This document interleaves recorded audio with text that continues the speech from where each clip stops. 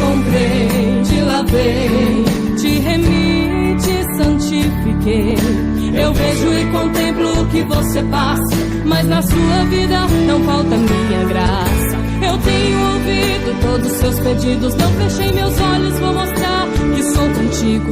Não preciso de circunstância pra fazer um milagre acontecer. Antes que Sadraque, Mesaque e Abednego entrassem na fornalha, eu estava lá. Antes que Daniel fosse jogado na cova dos leões, eu estava lá. Antes que o mar vermelho se abrisse e o povo passasse, eu estava lá. E hoje estou aqui. Antes que você chegasse, eu já estava aqui. Antes que você chorasse, eu já te consolei. Antes que seu grito de socorro ecoasse, já te escutei.